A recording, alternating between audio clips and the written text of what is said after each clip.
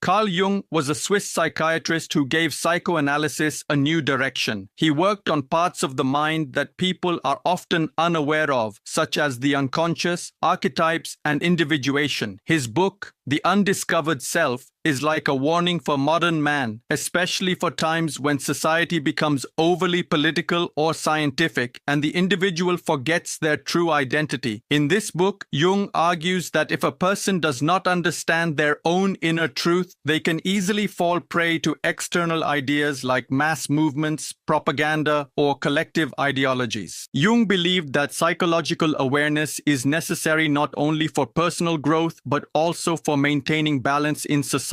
In this book, he explores how every individual has a true self that is often hidden beneath layers of pain, repression, and external pressure. His focus is that each individual must understand themselves deeply without any social mask. This book is, in a way, both spiritual and existential, in which Jung views the self as a sacred responsibility. This is not just a psychological text, it is an inner mirror. Jung wants to convey that until we know ourselves, we cannot properly understand the world. So, let's try to understand this book line by line.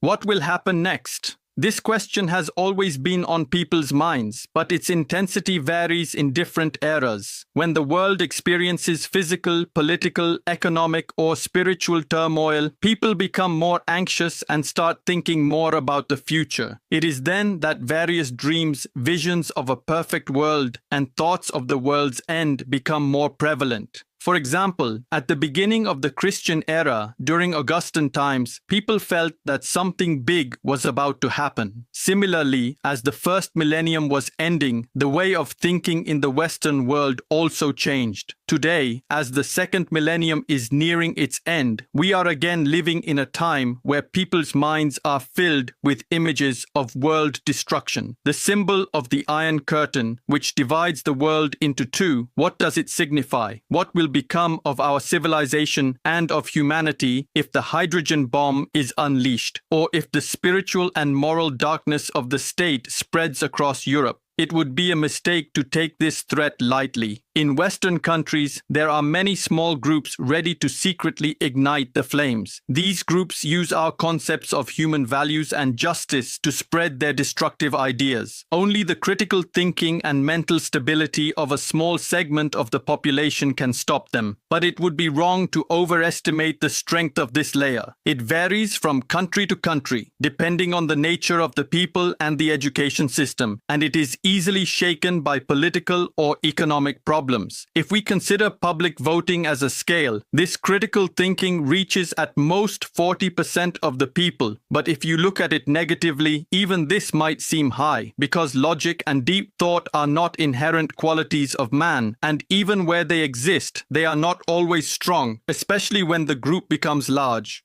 The crowd tends to suppress the individual's ability to understand, and if the constitutional state ever weakens, it can quickly devolve into a hard dictatorial rule. Reason can be used as long as people's emotions are within a certain limit, but as soon as emotions become too intense, reason has no effect. In its place come slogans and bizarre dreams. This means a collective mental state is formed, like a psychological illness spreading through everyone. In such a state, those who would hide during normal times come to the forefront. These people are not rare or found only in jails or asylums. For every person who is openly insane, there are at least 10 times as many who are secretly mentally unstable but appear normal. Their thoughts and behavior are affected by problems they themselves are unaware of. The medical world has no data on these people, and obviously, why would they? But even if these people are a small part of the total population, they are dangerous. Their minds are like an excited crowd where everything is driven by emotions and false dreams.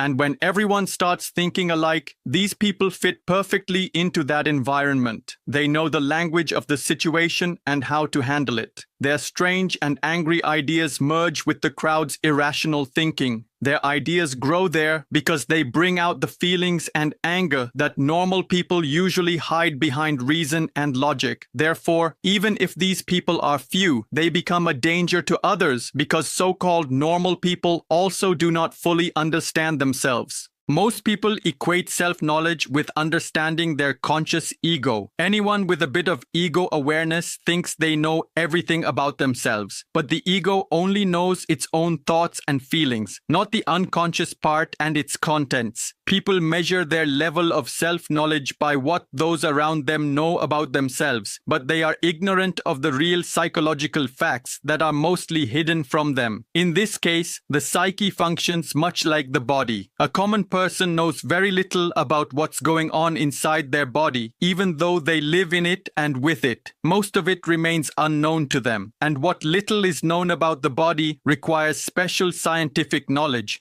And that which is still unknown also exists. Therefore, what is known as self-knowledge is actually very limited knowledge. It mostly depends on social factors and what we feel about our own psyche. Because of this, people often think, this doesn't happen to us, this never happens in our family, or our friends aren't like that. And sometimes, people even believe they have some special quality when it's just a way of hiding the truth. Within this unconscious zone, where our conscious thinking has no influence, we are completely open and vulnerable. We are exposed to all kinds of influences and mental infections. Just as we must know about every danger beforehand to avoid it, this can also be somewhat prevented if we know how, when, and from where it will attack us. Since self-knowledge means understanding specific things, theory alone is not very helpful. The more a theory tries to be universal, the further it moves from real individual facts. Any theory based on experience is statistical. That is, it creates an average. This average eliminates extremes and replaces them with a median abstract number. That number is valid, but it's not necessary that such cases actually exist in reality. Yet the theory presents that average as a definitive fact. The extreme cases, no matter how real, do not appear in the theory's results because they cancel each other out. Suppose I weigh every stone in a pile and the average comes out to 145 grams. This tells me nothing specific about the nature of any real stone. If someone thinks they can now pick up the first stone and it will be 145 grams, they will be greatly disappointed. It's possible that no matter how many piles they search, they may not find a single stone weighing exactly 145 grams.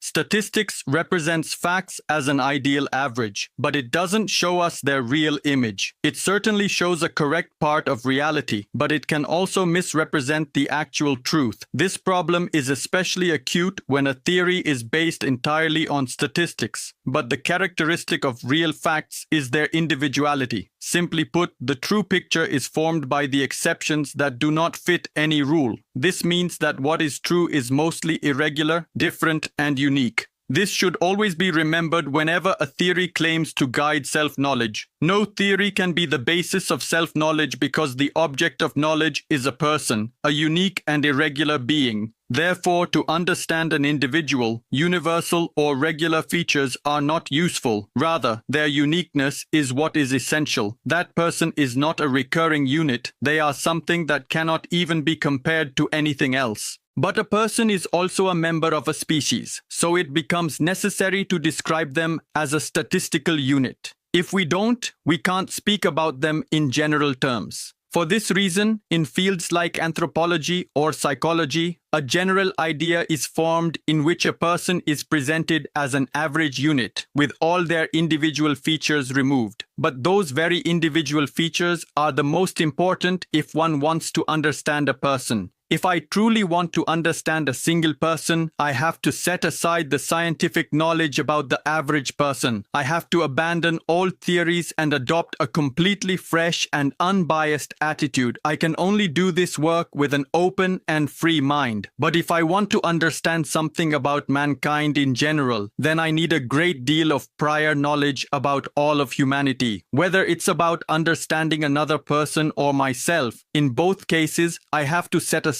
all my theoretical ideas. Nowadays, scientific knowledge is highly respected, and for modern man, it has become the true spiritual and intellectual authority. Therefore, when I need to understand an individual, I have to turn a blind eye to scientific knowledge, as if going against something powerful. This is not an easy task because scientific thinking does not easily relinquish its responsibility. And if the psychologist is also a doctor who doesn't want to just classify the patient scientifically, but also wants to understand them as a human being, then they face two different and opposing duties. On one side is knowledge, and on the other is understanding. They conflict with each other. This problem isn't solved by choosing only one option. It requires thinking about both things simultaneously, keeping one in mind while working on the other. The truth is, the benefits of knowledge go against understanding. Therefore, the result is somewhat paradoxical. According to science, a person is just a unit that repeats itself and can be represented by a letter of the alphabet. But for understanding, that same person, distinct from all their similarities and regular patterns, is the most real and important object of study. The doctor must understand this contradiction well. On one hand, they have the statistical knowledge of their scientific training, but on the other hand, they have a sick person in front of them who, especially when their distress is psychological, demands individual understanding. The more a treatment follows a set pattern, the more the patient feels resistance towards it, and rightly so. This makes their recovery more difficult. The psychotherapist, whether they like it or not, has to take the patient's individuality seriously and set the treatment accordingly. Today, this fact has been accepted even in the field of medicine. The doctor's job is to treat the person, not just the illness. This medical example is a small part of a larger problem that also exists in education and training. Scientific education is mostly based on statistical truths and abstract knowledge. Therefore, it creates an image of the world that is not realistic. The individual becomes just a side character, but the carrier of real reality is that very individual, a real person who is irrational and unique. They are a concrete human being, not some unreal or ideal normal person that science presents in its theories.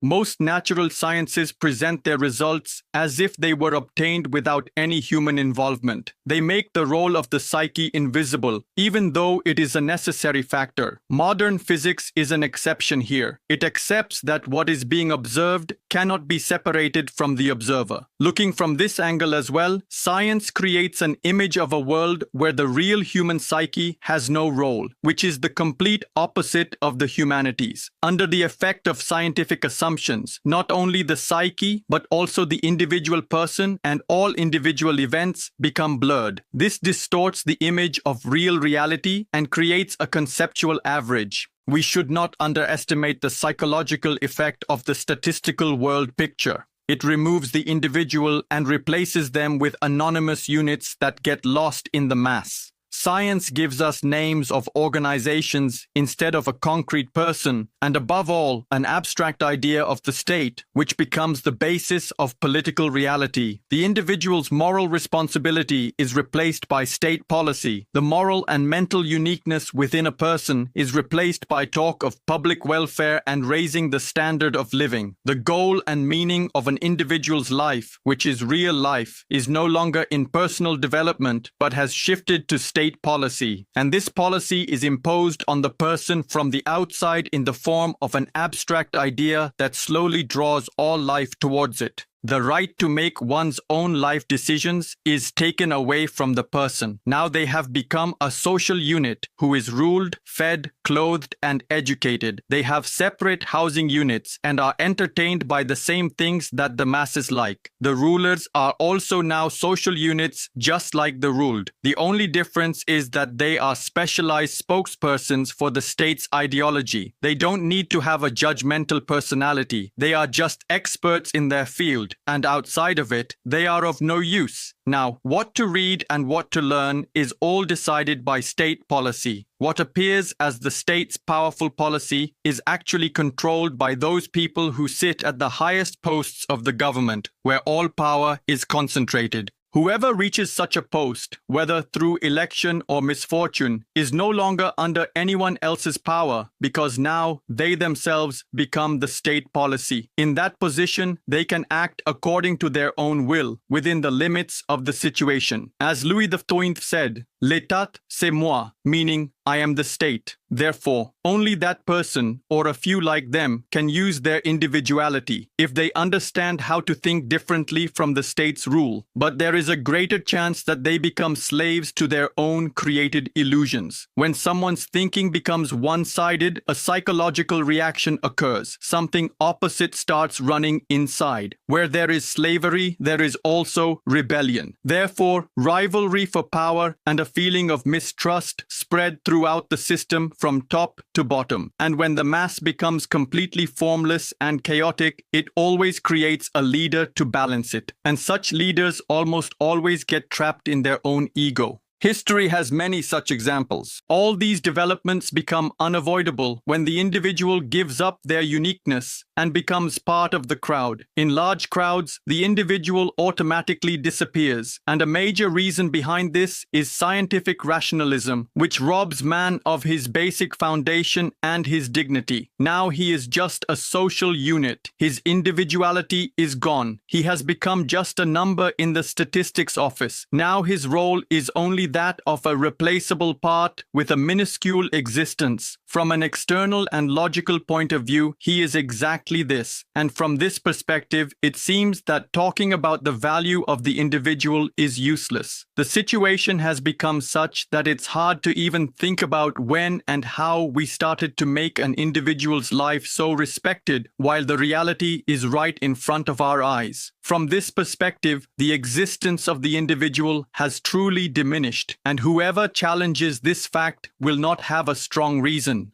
Just thinking that I, my family, or my group of friends are important is just a somewhat funny personal feeling. Because what are a few people in front of 10,000, 100,000, or 1 million? I remember once getting stuck in a crowd with a wise friend. He said, "Look at this. This is the best reason not to believe in immortality. Everyone wants to be immortal. The bigger the crowd, the smaller a person feels. And if a person starts to feel that their life has no meaning left and that public welfare or standard of living is not enough for them, then they are already heading towards state slavery. And without knowing, without wanting, they become one of its supporters. The person who only looks at the outside world and is scared of large groups has nothing to fight with against their senses and logic. And this is what is happening today. We are all impressed by the magic of numbers and statistics. Every day we are told that the individual has no value because they are not represented in any large organization. And on the other hand, those big people who are seen on stage and whose voices are heard everywhere are considered by the public as part of a mass movement. Therefore, they are either praised with applause or condemned with insults. But here, mass suggestion is so powerful that it's hard to understand whether their message is their own or just an echo of public opinion. Those who run the state according to their will always try to free the fiction created in the name of the state from any real control. Therefore, any socio-political movement that goes in this direction tries its best to shake the foundations of religion. Because if the individual is to be made just a part of the state, then their dependence on anything other than the state must end. But religion means depending on experiences that are irrational and which we can only feel. These experiences are not related to indirect social or physical things. They are more connected to a person's inner attitude. But to understand outer life, there must be a vantage point from which to compare it. Religion provides such a place, or at least it claims to. For this reason, the individual can use their power of judgment and decision-making. Religion, in a way, creates a backup against the force that everyone in the world feels when they only have a crowded road to walk on. If only statistics is reality, then it becomes the real authority. But there is only one condition, and because it has no opposite, judgment and decision-making become useless. Then the person just becomes a statistic, and for this reason becomes a part of the state or any such system built in the name of abstract order. But religion teaches a different authority, one that is opposite to the world. The idea that man is dependent on God makes as big a claim on man as the world does. Sometimes this claim is so absolute that man becomes as separate from the world as he becomes from himself when he gets lost in the crowd's thinking. In that case too, he can lose his power of judgment and decision-making. This is the goal that religions openly state, as long as they don't compromise with the state. And if they do compromise, then I call them creed, not religion. A creed is a collective belief, not a religion. Religion means a personal relationship with things that are outside the world. A creed is a public confession of faith that is for the world. Therefore, it is something within the world. But religion means a person's connection to God, as in Christianity, Judaism, Islam, Hinduism, or to a path of salvation, as in Buddhism. From this core fact, all ethics emerge. And if there is no personal responsibility of man before God in it, then it just becomes a normal morality, nothing special.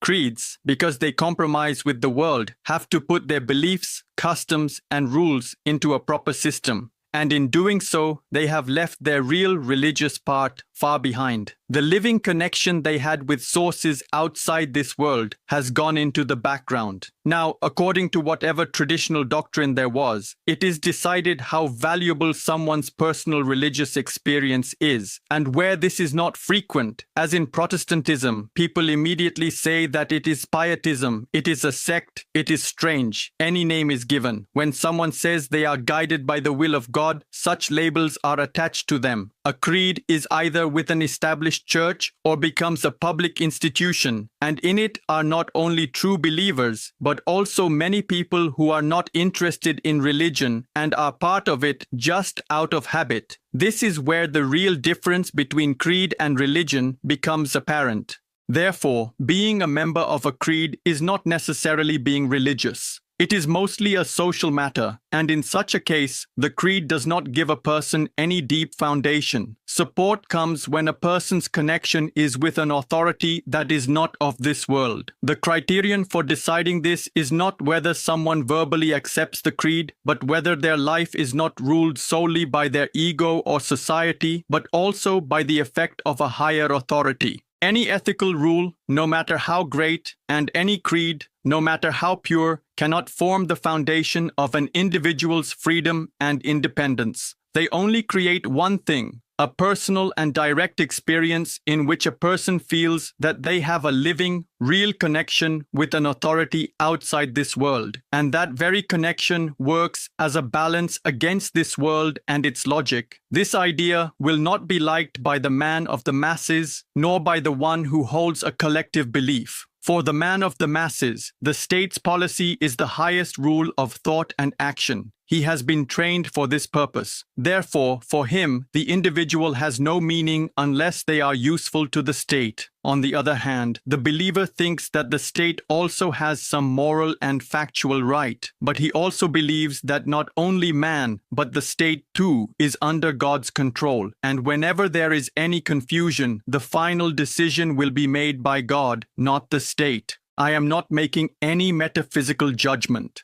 Therefore, I leave it open whether this world, meaning the world of man and nature, is opposite to God or not. I can only say that psychologically, the difference between the two is not only written about in the Bible, but is also clearly visible today. For instance, dictator states are against religion, and the church is against atheism and materialism. Just as a person, being a social being, cannot live without being connected to the community, so too can the individual find the real reason for their existence and their spiritual and moral freedom only in a principle that is outside this world, that can balance the strong effect of the outer world. The person who is not anchored in God cannot stand against the physical and moral pressures of the world with their own strength. For them, it is necessary to have some inner experience that is transcendent, that can save them from being lost in the crowd. Just thinking or having a moral understanding of how stupid and irresponsible the man of the masses has become is only a negative feeling, and this only confuses the individual, alienates them further, and leaves them alone. It does not have the force that comes from religion because it is just logic.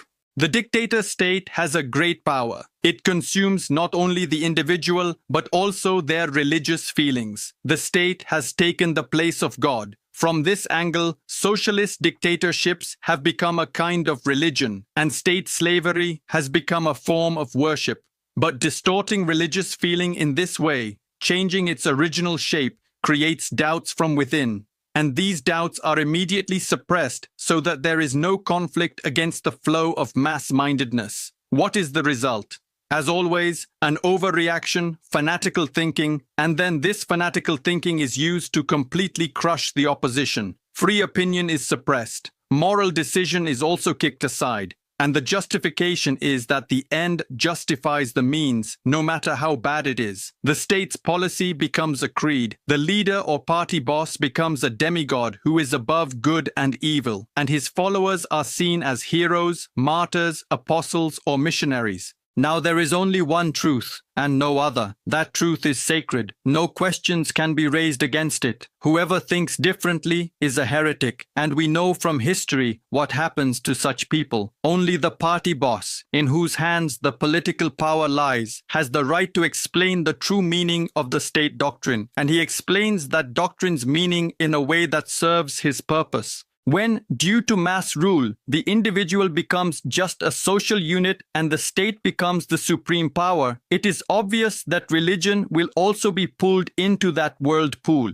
Religion, which is the instinct to understand and account for some invisible and uncontrollable forces, is a natural tendency of man, and the proof of this is found in every part of history. Religion's real job is to maintain the balance of the mind, because man naturally knows that his conscious thinking can fail at any time due to some unknown power coming from inside or outside. Therefore, man has always ensured that before making any difficult decision that could affect him or others, there is some religious practice with it. Offerings are made to invisible powers, blessings are given, and all kinds of sacred rituals are performed. Everywhere, at all times, there are rituals for entry and exit.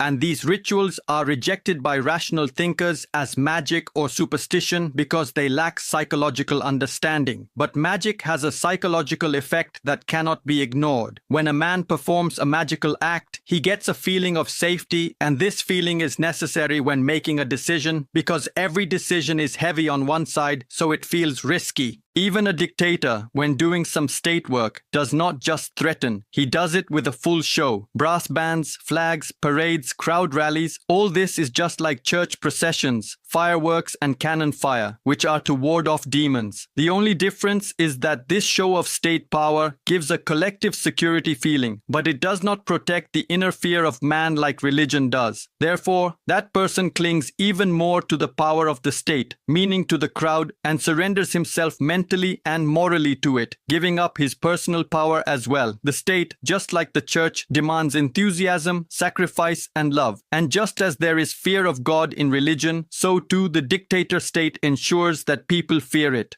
When rationalists launch their main attack on the magical effect of rituals that have come through tradition, they are actually missing the point. The most important thing, the psychological effect, is ignored, whereas both sides use that same effect just for opposite purposes. The same scene is in the case of their goals. Religion's goals like getting rid of evil, meeting God, getting rewards after death, etc., are transformed into worldly promises, such as freedom from the worry of daily bread, equal distribution of honor, a bright future for everyone, and reduced working hours. These promises are as far from being fulfilled as paradise is, and this shows that the masses have shifted their goal from outside the world to only the world, and that new worldly belief is also followed with the same religious passion and strictness as was done in creeds before. I won't repeat myself, so I won't list all the comparisons. I'll just highlight this point. Religion, as a natural function that has been with man from the beginning, cannot be removed just by logic and so-called enlightenment. You can call the rules of creeds impossible, you can make fun of them, but such attacks do not affect the real base of religion. They only go to the outer cover.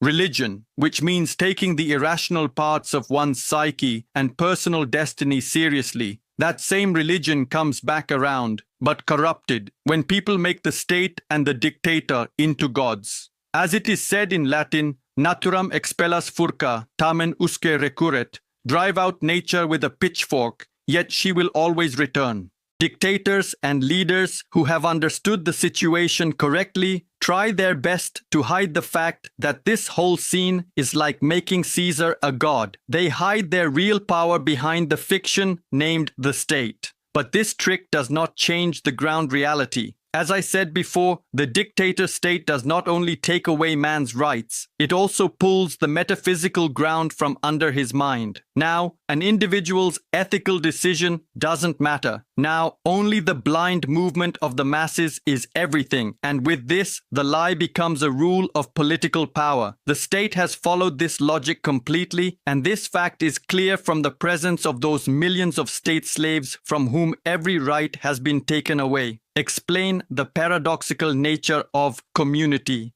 The dictator state and religious groups both make the idea of community very strong. This is the main idea of communism, and it is so forced upon people that its effect becomes the opposite. Trust among people decreases. The church also strengthens this community idea, and where the church is weak, as in Protestantism, the hope or belief in a communal experience tries to fill that gap. It's easy to see that community is a tool for mass control, and it is a dangerous double-edged weapon. Just as adding any number of zeros never makes a one, so too the value of a community depends only on the individuals in it. Therefore, you cannot expect the community to bring about a more powerful change than the mass influence of the environment, whether that change is good or bad. Such real changes only come when two people meet on a personal level. Mass baptisms, whether in the name of communism or Christianity, do not touch a person's inner self. The effect of community propaganda is so shallow. This has been clearly shown by recent events in Eastern Europe. This communal idea forgets the individual person, but in the end, that same person stands up to claim their rights. In this time of the 20th century, when all this is happening, the West stands in a strange situation. It has the heritage of Roman law, the great legacy of Judeo-Christian ethics, which is based on metaphysics, and a strong idea that man has some rights that no one can take from him. But the West is now scared and asking itself, how can this development be stopped? How can it be reversed? If we only blame the socialist dictatorships and say that their system is unrealistic, it won't make any difference. Because first of all, the West is only talking to itself. No one is listening to it on the other side of the Iron Curtain. And secondly, any economic system can be run. The only condition is that you are ready to make sacrifices for it. You can implement any reform, as Stalin did, who let 3 million farmers die of hunger and used millions of unpaid laborers. Such a state does not fear social or economic crisis as long as its power is safe, meaning as long as a well-trained and well-fed police army is ready. That state can last for a long time and keep increasing its power. Due to its larger population, it also has the option to increase unpaid workers and can compete with its rivals without worrying about the world market's wage system.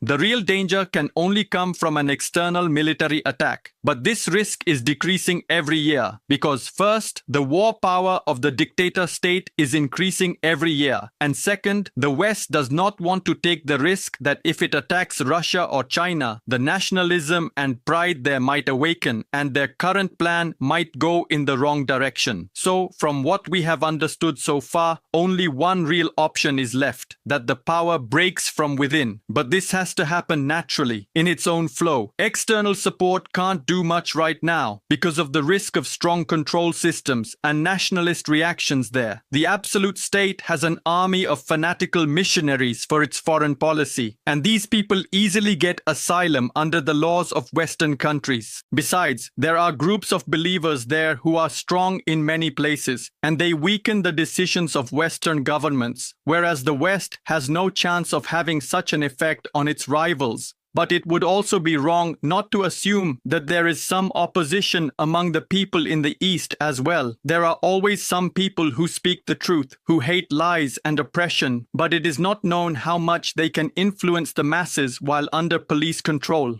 In this difficult situation, the West repeatedly asks the same question: what response can we give to this threat from the East? Yes, the West has enough industry and defense power, but this alone is not enough, because we know that the biggest guns and the strongest economy cannot stop the psychological infection that spreads from religious fanaticism. The problem is that the West has not yet understood that when we speak good things in the name of idealism and reason, they just fly away in the air, because the religious faith that is there, no matter how it seems to us, blows all that away. This situation cannot be resolved with logic or moral talk. It is an emotional storm that runs on ideas and emotions, and we know from experience that such emotional forces are not much affected by logic or morality. Many people have rightly understood that the antidote to this position can also only be a strong faith, but that faith should not be materialistic.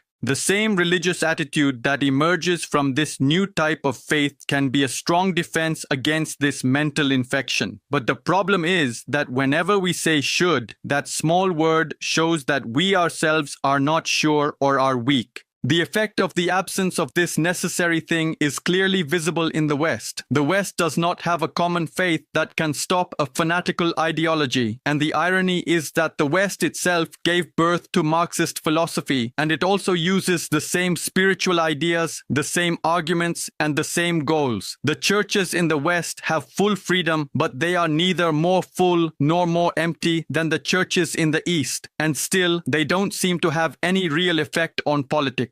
The problem with a creed, when it becomes a public institution, is that it serves two masters. On one hand, it is connected to a person's relationship with God, and on the other hand, it is also responsible for the state, meaning for the world. Because of this, it uses the Bible's line, "Render unto Caesar that which is Caesar's." In the past, and until some time ago, people used to say that powers are ordained by God. But in today's time, this thinking seems old. The churches now represent a traditional and collective belief, and many of them do not have a belief based on their real experience, but just a blind belief that ends as soon as someone starts to think. When the content of belief clashes with actual knowledge, it often turns out that the irrational part of the belief cannot stand up to logic. Belief can never be a true replacement for personal inner experience. And if this experience is not there, then even a strong faith, even if it came like a miracle, goes away just as easily. People consider faith to be a real religious experience, but they don't think that faith is actually a second step. It comes when something happens first that gives us a feeling of trust and loyalty. That experience comes with a clear content that can be interpreted through different creeds. But the more this happens, the more it clashes with knowledge, and these conflicts are quite pointless. The view of creeds is outdated. It is full of mythology, which, if understood literally, clashes completely with knowledge. But if, for example, it is believed that the resurrection of Christ is not literal but symbolic, then its meaning can be interpreted in different ways so that it neither goes against knowledge nor harms its meaning. If someone says that symbolic interpretation ends the Christian hope of immortality, this objection is not valid because people believed in life after death even before the coming of Christianity. Therefore, they did not need the guarantee of the Easter events. In today's time, this danger has become even greater. If the church's mythology is taken completely literally, then people will reject it completely in one go. Hasn't the time come for Christianity to stop erasing mythology and instead try to understand it symbolically? It's too early to say what will happen if everyone accepts how dangerously similar the Marxist state religion and the church's state religion are. The idea of the Civitas Dei, in which man is God's representative, seems very similar to the concept of making the state a god. The moral conclusion that Ignatius of Loyola drew from the power of the church, that the end justifies the means, also dangerously legitimizes political lies. Both the church and the state demand full faith without question, and this takes away man's freedom. One, the freedom before God, and the other, the freedom before the state. And in this way, the existence of the individual slowly begins to disappear. The individual, who is the real carrier of life, is in danger from both sides, while both sides promise a spiritual or material paradise. And think how many people there are who can go against the saying, "A bird in the hand is worth two in the bush." Besides, the West also follows the same scientific and rationalistic thinking in which statistics make everyone equal and the goal is only material success, exactly like the state religion of the East does. So now the question is, what can the West, which is itself divided by political and religious conflicts, give to the man of today? Sadly, not much. Only different paths that ultimately lead to the same Marxist goal. There is no need for much understanding. Everyone can see why communist ideology feels that time is on its side and why it feels that the world is ready for a change. These things are so clearly visible that ignoring them has become a danger for us. If a person once leaves their freedom and fully trusts in a collective belief and also starts giving up their personal responsibility, then they will go into that same mindset again with a new belief, if that belief seems better to them. Something similar happened a short time ago with a civilized European nation. We blame the Germans for forgetting everything, but the truth is, we ourselves don't know if something like this could happen again somewhere else or not. And if it does, it won't be shocking if another civilized nation also falls into the infection of such a one-sided idea. America, which has now become the real political backbone of Western Europe, seems safe because it has openly taken a strong opposite stand. But the truth is, America is even more vulnerable because its education system is most based on scientific thinking and its mixed population finds it difficult to put down roots in a land that has very little historical basis of its own. The humanistic and historical education that should have been there has become just a hidden Cinderella-like reality. Europe has this, but it is using it in nationalism and doubt, which has become toxic for itself. The goal of both the West and the East is materialistic and collectivist, and both lack that one thing that touches the whole being of man, an idea in which the individual man is at the center. Everything is around him. Such an idea doesn't come up, or if it does, it gets doubt and resistance from all sides. And it seems that the strongest belief in today's world is that the individual has no real value when faced with big numbers. Yes, we say that this is the time of the common man. He is the master of the earth, air, and water. The future of nations depends on his decisions. But all this is an illusion. The real reality is something else. In this real world, man has become a slave to the machine. The same machine that conquers space and time for him also controls him. The war technology that is to protect his body is also scaring him and making him a danger. His spiritual and moral freedom is safe to some extent on one side, but on the other side, it is completely gone. And in the midst of tragedy, there is also a comedy. This man, who has become the king of the elements of the world, is the same man who holds on to ideas that reduce his dignity to zero and make his freedom a joke. All the things he has, all the achievements, they don't make him bigger, but smaller. Like the condition of a factory worker shows, who in a fair distribution system becomes just a number. It's surprising that man, who is the creator, planner, and decision maker of everything, starts to see himself as so small. This contradiction, that man himself values man so little, is truly a strange thing. The reason for this may be that man is not sure about himself, meaning man is a puzzle to himself. And this is understandable because he has no solid way to compare himself. He considers himself different from animals on the basis of anatomy and physiology. But when it comes to his conscious thinking and language, he has no clear scale to judge himself. On this planet, he is a unique thing that he cannot compare with anyone else. He can only compare if he comes in contact with a human-like creature living on another star. Until that happens, man will remain like a hermit who knows that on the level of anatomy, he resembles monkeys, but when it comes to the psyche, he seems completely different from them. And in this most important thing, he cannot understand himself. Therefore, he always remains a mystery to himself.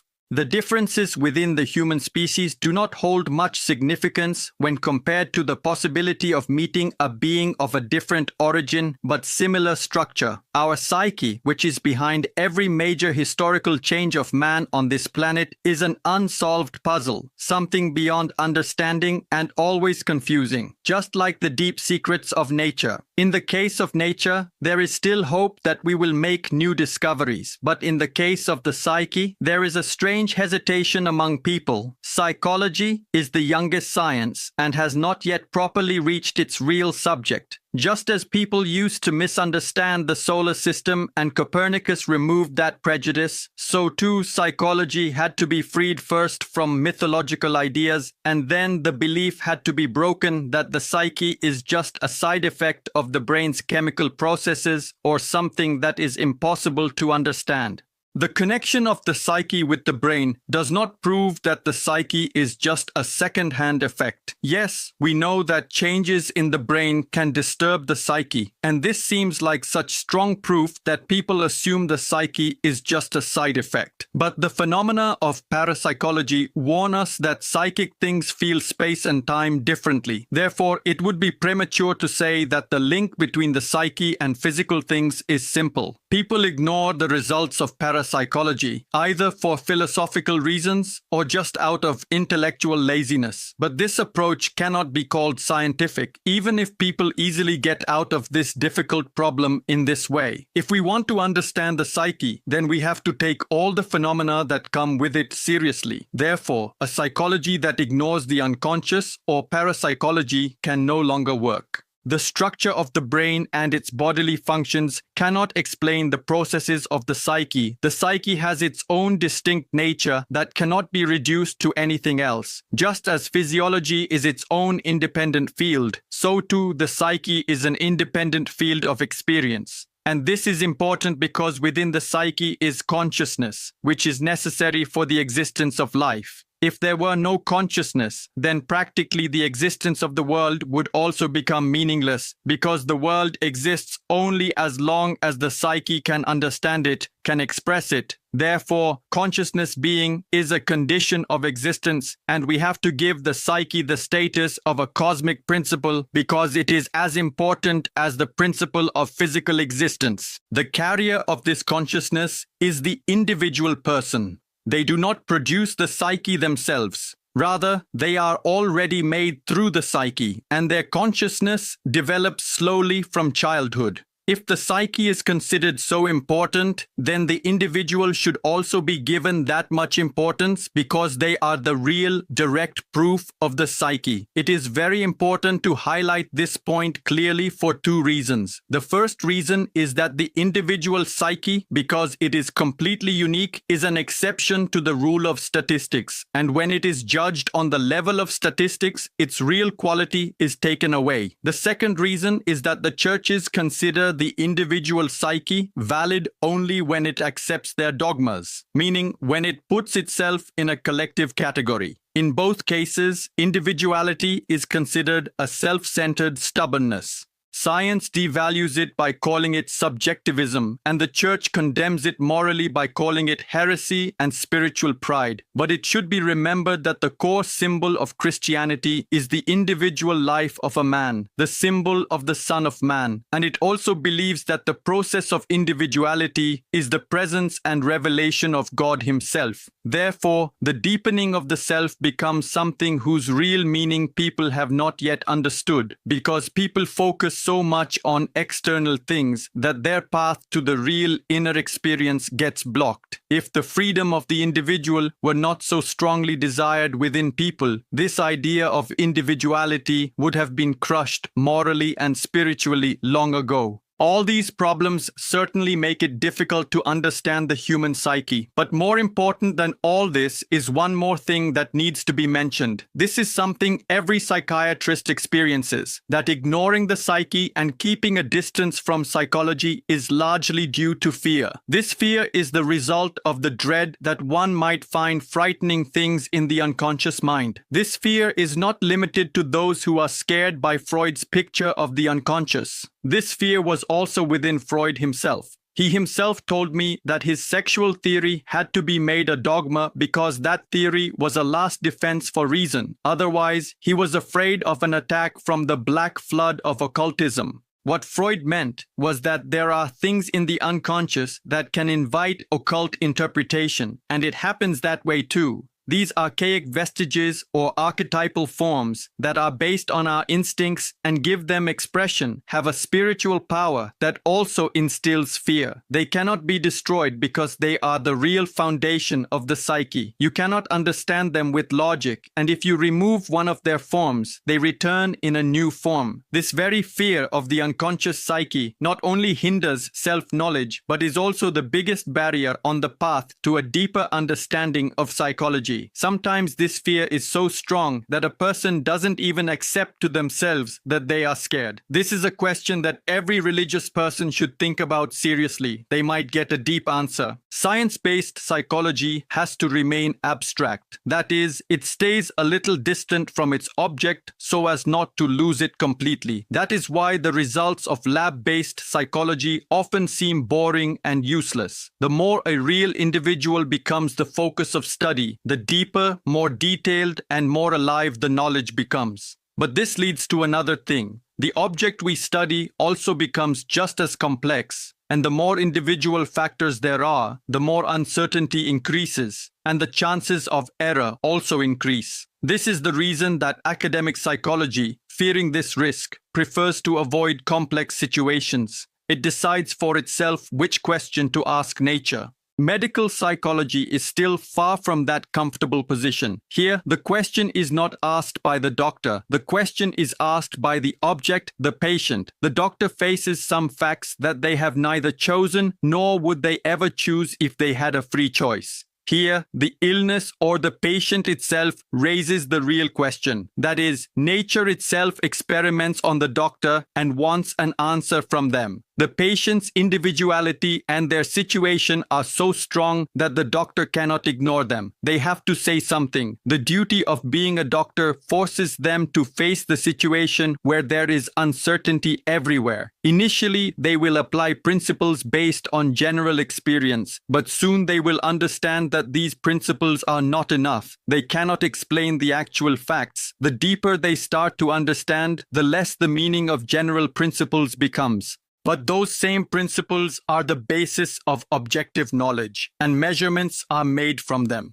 When both the patient and the doctor feel that they have understood, the whole situation gradually starts to become subjective. What was previously an advantage now starts to become a danger. Being subjective, in technical language, transference and counter-transference, creates a separate world in which both people are cut off from the environment. A social limitation comes in that neither the doctor nor the patient wants. But when understanding becomes too great and is not balanced by knowledge, this limitation naturally comes. As understanding deepens, it moves away from knowledge. A perfect understanding would mean that both people get lost in each other's experience without thinking, a passive state in which there is neither critical thinking nor social responsibility. But such a great understanding is not possible because for this, two different people would have to become one, which is not possible. At some point, it seems that one person is giving up their individuality to merge into the other. And this very point breaks the understanding, because understanding is only possible as long as the individuality of both is maintained. Therefore, it is necessary to take understanding only to the point where it is in balance with knowledge, because just wanting understanding can be harmful for both. This problem comes up every time a complex personal situation needs to be understood, and this is the real job of psychology, to provide such knowledge and understanding. A religious confessor could also do this job if their role did not force them to apply the scale of their religious rules at the critical moment. When this happens, the individual's right as a unique person is diminished, and that too in their most sensitive area. This only doesn't happen when a religious symbol, like the life of Christ, feels real to the person, matches their experience. How true this is today, I leave to others to decide. The doctor often gets patients for whom religious boundaries have no value. Therefore, the doctor's job demands that they have as few preconceived ideas as possible. And if a person holds their non-verifiable metaphysical beliefs, the doctor will respect them but will not consider them universal truths. This care is necessary because the unique features of someone's personality should not be twisted by external force. The doctor should leave all this to the inner development that happens over time, to that person's environment, and in a larger sense, to their fate, whether they are wise or foolish. Many people might think that this extra caution is a bit much. But when a conversation is going on between two people, there are already so many mutual effects in it, no matter how politely both talk. Therefore, a responsible doctor would not want to add anything more to the collective pressure that is already on the patient. The doctor also knows that if they preach good things to the patient, then either the patient will get openly angry or will develop resistance inwardly. And in this way, the goal of the treatment will be in danger. Nowadays, there is already a lot of pressure on the patient's mind. Ads, propaganda, and all kinds of advice are coming at them from all sides. So maybe for the first time, they should have a relationship where they don't have to hear what they should do and what they should become, and don't get such powerless commands. Against the external pressure and also the reactions that go on inside the patient's mind, the doctor has to become a defender. People are afraid that if left like this, the patient's wild instincts will come out. But this fear is greatly exaggerated because there are already safety systems inside and outside a person. First of all, most people are naturally cowards. After that, there are also morality, good taste, and legal rules. This fear is nothing compared to the effort it takes for a person to understand their real individual self. And whenever individual impulses come out very quickly and without thinking, the doctor has to protect the patient from their own short-sighted, crude, or cynical behavior. As this deep conversation continues, a point comes where it becomes necessary to understand the patient's inner impulses. By then, the patient has matured enough to be able to make their own decisions with their own understanding, not just because society said so or they have to follow convention. If they are not standing on their own 2 feet, then so-called objective values are of no use to them because then they just become substitutes for character and suppress their individuality even more. Yes, society has the full right to protect itself from those who just want to impose their own thinking. But when the members of society have forgotten their own individuality, then they easily fall into the hands of a ruthless leader, no matter how many groups or organizations they form. That very grouping destroys their individuality and they fall under the control of a dictator. 1 million zeros together do not make a one. In the end, everything depends on the quality of the individual. But today's era only thinks in terms of big numbers and crowd thinking, while the world has already seen what a disciplined crowd can do in the hands of a madman. But unfortunately, this fact has not fully reached the people, and this blindness is very dangerous. People are organizing without thinking and are looking for solutions only in mass action. They don't even know that the biggest organizations only run when their leaders are the most ruthless and their slogan is the cheapest. It's a strange thing that churches too now want to use mass action to drive out one evil with another evil. The same churches whose job is to save each and every soul. They have probably not heard this basic rule, that in a mass, the individual falls morally and spiritually. Therefore, they do not take their real work seriously, which is to lead a person to inner change, to a spiritual rebirth if God allows. It is clearly visible that if the individual does not change from within, then society will never change either, because society is just a group of those individuals who are themselves fighting for redemption. Therefore, I think that when churches make the individual a part of a social machine and make them forget their responsibility, they are destroying their own work. They should take man out of that mindless crowd and tell him that he is the most important, and that saving the world means saving a soul. One soul. Yes, all this is said in mass meetings, and an attempt is made to impress the crowd. But when this excitement ends, that same crowd runs after some other new and loud slogan. If a person had a personal connection with God, then all these wrong influences would not work on them at all. Did Christ ever call his disciples to any mass meetings? When he fed 5,000 people, were those people not among those who later shouted, "Crucify him"? And when people like Peter also became weak, doesn't this show that following public opinion does nothing? Jesus and Paul both trusted their personal experience and chose their own separate path without caring for public opinion. This point should not confuse us about the real situation the church is facing. When the church tries to make a B-shaped crowd into a community where people are joined together under one belief through suggestions, and when it tries to maintain that community, it is not just doing a social work, but it is also giving an individual a form of a meaningful life. But these gifts often only confirm a person's existing tendencies. They don't change them. Experience shows that no matter how much a person is in a community, their inner person doesn't change much. Their environment cannot give them what only they can get through their own effort and pain. On the contrary, if the environment is too good, then a person's dangerous tendency to get everything from the outside becomes even stronger, even that inner change which can only happen from within, and which, looking at today's mass culture and the upcoming problems of population, is even more urgent.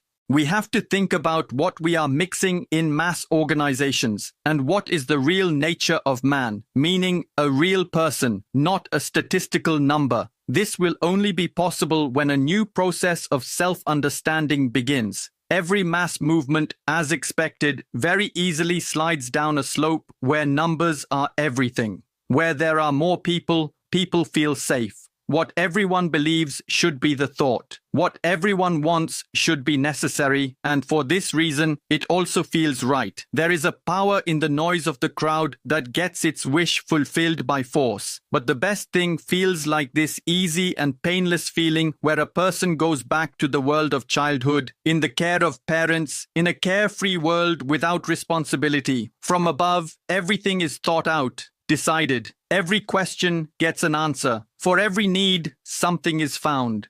The childish dream of the mass man is so unrealistic that he never thinks about who is paying the bill for this paradise. This account is handed over to some big political or social power. That power is happy to take it all up because it increases its power even more, and the more power it has, the more man becomes weak and helpless. Wherever this type of social system is formed on a large scale, the path to tyranny opens up, and man's freedom turns into spiritual and physical slavery. Every tyranny is in itself immoral and ruthless. Therefore, it has more freedom to choose methods as compared to those systems that still value the individual. If such a system clashes with an organized state, it immediately feels that its morality has become a disadvantage, and then it also starts using the same methods that its opponent does. In this way, evil spreads, even if there is no direct infection. And this danger becomes even greater where everything is measured on the basis of numbers and statistics, as happens in the West. The choking power of the mass is shown every day in some form in the news, and the individual is repeatedly told that they have no value. Old ideals like liberty, equality, fraternity do not help him because now he can only appeal to his executioners, the leaders of the crowd. Against the organized mass, only that man can stand who is as strong in his individuality as the mass is in its unity. I know that for today's man, this seems difficult. That old belief that man is a microcosm, a small world that is a reflection of the large cosmos. That belief has long since been abandoned. Whereas if his psyche, which is used to understand and create the world, had taught him this, it would have been much better. The whole image of the world is settled inside man. He creates this image himself, and it is also inside him. This is because he has reflective consciousness, and his instincts connect him to nature. But these instincts not only connect but also break him, because his desires pull him in different directions. Because of this, he often fights with himself and can hardly give his life a single goal. And if he does so, he has to suppress the rest of his nature, for which he pays a heavy price. Sometimes it seems whether it is worth living this one-sided life because the nature of man's psyche is a state of its parts colliding with each other, an internal chaos. Buddhism calls this attachment to the 10,000 things, and such a state needs order and synthesis. Just as the chaotic movements of a crowd always end by colliding with each other, and then the will of a dictator leads them all in one direction, so too a person, when they are broken from within, also needs a strong and clear direction. The ego consciousness wants to give this direction itself, but it forgets that there are also some unconscious powers within it that spoil its plans. If it wants to reach synthesis, then first it must understand what these unconscious powers are. It has to experience them, or else it must have some symbol that expresses these powers and leads to synthesis. A religious symbol that shows what is happening inside modern man might be able to do this work. But the way Christian symbolism has been understood so far has not been able to do this work. On the contrary, the great division that has come in the world is clearly visible within the Christian world. And the Christian perspective has not been able to stop the return of old social systems like communism. This does not mean that Christianity is finished. I believe that Christianity is not finished, but the thinking we have created about it has become outdated. The Christian symbol is a living thing that holds the seeds of new growth within itself. It can move forward. It just depends on us whether we want to pay serious and deep attention to the Christian basis again or not. For this, we have to look at the individual with a new perspective as the microcosm of the self that we have not yet seen. Therefore, we also do not know what paths are still open for man, what inner experiences he can go through, and what is the actual psychic truth behind the religious myth. Everything is hidden in a darkness where no one understands why to take an interest in it or for what goal to dedicate oneself. We stand completely helpless before this problem, and it is no surprise because all the strong cards are in the hands of our opponents. They impress with their strong armies and power. Politics, science, and technology are on their side. The arguments of science seem the most logical and powerful, and today's man accepts that as the ultimate truth because he has been repeatedly told that the people of the old days were in darkness and their beliefs were backward. But he does not think that his teachers themselves are making wrong comparisons, comparing things that cannot even be compared. And when he asks his questions to an intellectual expert, those people almost always agree that what is impossible for science today has always been impossible. The facts of faith, which can give a person a spiritual basis, are also judged on the same level as the facts of science. So when a person questions the church or their representatives who are made for the care of his soul, he is told that religion means being a member of a creed, which is a political type of system, and he is also told that the facts of faith are actual historical events and some rituals bring miraculous results and Christ's suffering has saved him from sin and its punishment. Now, if that person thinks about all these things with his limited understanding, he feels that either he has to believe all these things without thinking or reject them because they are not understandable. Today's man easily understands all the truths that come from the state. But understanding religion becomes very difficult for him because nothing is explained to him. As it is written in the Bible, "Do you understand what you are reading?" He said, "How can I understand if there is no guide?" But still, if he has not yet abandoned his religious belief, the reason is that the impulse of religion is an instinct and it is naturally within man. You can take his gods from him, but you will have to give him some other gods. The leaders of the mass state, whether they want it or not, become deified. And where this is not done forcefully, some obsessive forces take their place, like money, work, politics, and all these things become so powerful that they become demons for man. When any natural human function is lost or is not knowingly expressed, a disturbance comes in the whole system. Therefore, it is completely natural that when the goddess of reason won, a general neurosis started to appear in modern man, a splitting of the personality, just as the world today is seen divided into two parts. With the Iron Curtain, this boundary, which is filled with wires, also runs inside a person's mind, no matter which side they are on. And just as a neurotic person does not know their shadow side, so too a normal person sees their shadow in another, in their neighbor, or in that man who is on the other side of that divide. It has now become a political and social duty to call capitalism on one side and communism on the other side Satan, so that people look outside but not into their own lives. But just as a neurotic person, even if they do not know their other side, still feels that something is wrong inside them, so too the Western man has started to take a natural interest in his psyche and psychology. That is why the doctor is forced to come onto the world stage. And he is asked questions that are connected to a person's most personal and hidden life, but which in reality are the effect of the spirit of the time, the zeitgeist, because these problems appear in the form of personal symptoms. People call them neurotic, and rightly so, because they are childhood fantasies that do not match the content of an adult psyche, and therefore moral judgment represses them if they even reach the conscious mind. Most of these fantasies are never consciously remembered, and it seems that perhaps they were never conscious. They were always inside or developed in the unconscious and remained hidden there until they were brought to the conscious surface with the help of a psychologist. The activation of unconscious fantasies happens when the conscious mind is in a very critical situation. If this were not so, these fantasies would come normally and then neurotic disturbance would also be seen. But the truth is that these fantasies actually come from the world of childhood and only cause trouble when some abnormal things consciously strengthen them early on.